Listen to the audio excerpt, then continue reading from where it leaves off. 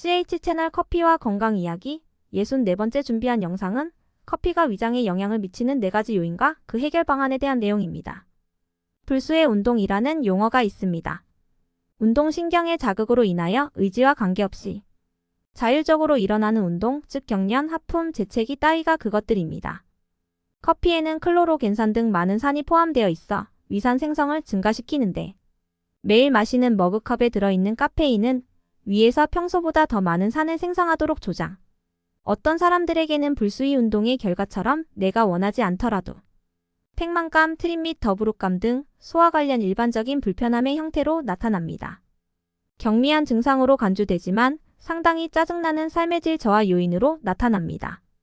이처럼 카페인에 민감한 반응을 보이는 어떤 사람들의 경우에는 커피를 마시는 것이 소화 시스템에 영향을 미친다는 것을 알게 됩니다.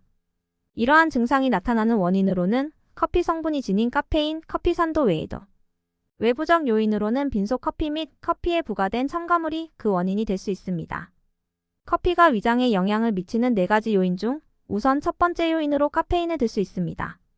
화학적 공식 18H10N452로 알려진 카페인은 깨어있는 데 도움이 되는 커피의 천연 각성제입니다. 그런데 위는 커피의 카페인에 민감합니다.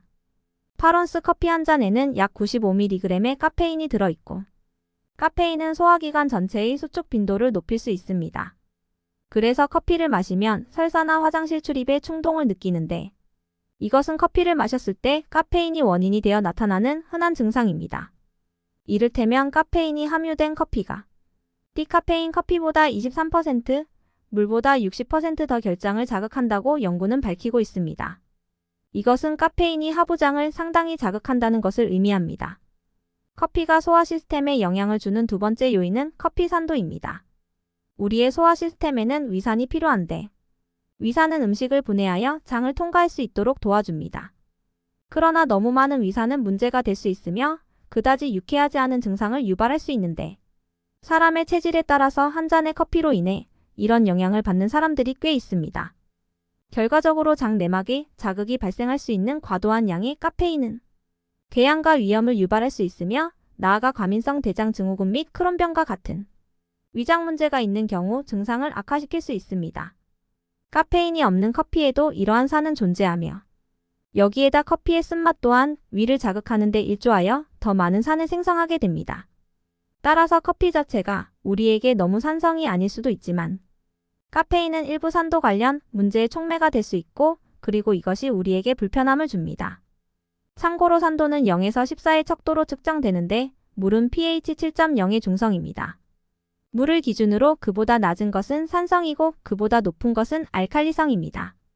커피는 pH 5.0에 속합니다. 참고로 오렌지 주스의 pH는 3.0입니다.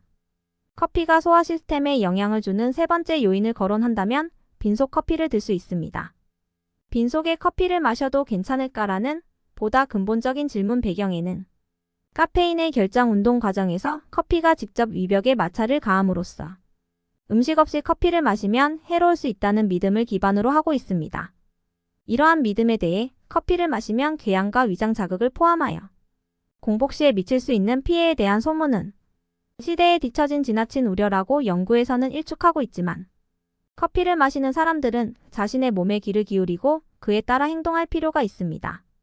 공복에 커피를 마셔 흡수가 더 빨라졌을 때 커피 한 잔에 담긴 카페인의 생물학적 효과, 이를테면 지나친 각성 능력과 초조함, 카페인 자극에 따른 배변 충동 등 빈속에서 커피 한 잔의 영향은 사람마다 다를 수 있기 때문입니다. 이는 커피를 마시는 사람들 체질에 따라 커피에 대한 민감도가 다르고 이에 따라 그 반응에 대해 개별적 인식이 선행되어야 한다는 것을 의미합니다. 그래서 커피 마시니까 속이 쓰리다라는 사실이 어떤 사람에게는 스쳐갈 문제이지만 어떤 사람에게는 해결해야 할 당면 과제로 떠오르고 있습니다. 커피가 소화 시스템에 영향을 줄 수 있는 마지막 네 번째 요인으로는 커피 첨가제에 관한 것입니다. 우리는 매일 라떼를 즐기는 습관을 좋아한다고 하지만 우리의 위장은 꼭 그렇지 않다고 말할 수 있습니다. 위장을 불편하게 만드는 원인의 하나로 지목되는 커피에 맛을 내는 다양한 첨가물들 때문입니다. 사실 위장 장애는 우유, 크림, 감미료 또는 설탕과 같은 첨가제로 인해 발생할 수 있습니다. 예를 들어 전 세계적으로 약 65%의 사람들이 우유에 들어있는 설탕인 유당을 제대로 소화하지 못하여 유제품 섭취 직후 팽만감, 위경련 또는 설사와 같은 증상을 겪기 때문입니다.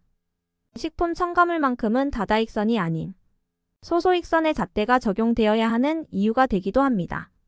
지금까지는 커피가 소화기관에 영향을 끼치는 4가지 요인에 대해 살펴봤다면 이제부터는 위장 장애를 해결하기 위한 몇 가지 가능한 대안에 대해서 알아보겠습니다. 미국 화학회에 발표된 논문에 따르면 인체 위세포 실험 결과 커피 속 카페인, 카테콜 등의 성분이 위산을 분비해 위를 자극하는 것으로 밝혀졌습니다. 이는 딱 하나의 성분이 영향을 준다기보다는 몇 가지 성분이 혼합돼서 커피의 자극적인 효과를 유발한다는 것입니다.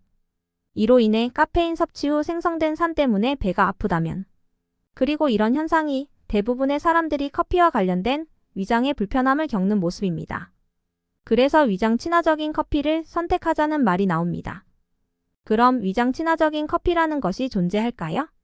토머스 제퍼슨대 화학가 니니 라오 교수는 산도가 낮은 커피를 마시고 싶다면 다크로스트로 만들어진 콜드브루가 최고의 선택이라고 조언한 것처럼 커피로 인한 위장 장애를 경험했거나 실제로 겪고 있다면 이런 부분을 해결하기 위해 시도할 수 있는 몇 가지 옵션을 대안으로 검토할 필요는 있을 것 같습니다. 우선 산도가 낮은 커피입니다. 산 함량이 낮은 커피를 선택하는 것입니다. 낮은 고도 조건에서 재배된 커피는 산도가 낮은 경향이 있으며 위장의 부담이 덜할 수 있습니다. 검은색이 돌 정도로 오래 볶은 원두 다크 로스트입니다. 진한 로스트를 고려할 필요가 있습니다. 다크 로스트 콩은 위세포에서 위산을 생산하는 것을 차단해 위 자극을 감소시키는 작용을 하는 화학물질을 생성하는데, 위가 더 적은 산을 생성한다는 것은 속쓰림을 유발할 위액이 더 작다는 것을 의미합니다. 디카페인 커피입니다.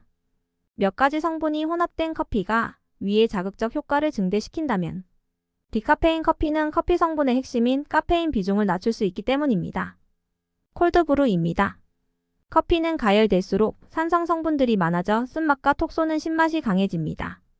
하지만 차가운 물로 오랜 시간 커피를 추출하는 방식인 콜드브루는 그 제조 방식의 특성상 산 함량을 최대 66%까지 줄이는 것으로 나타났습니다.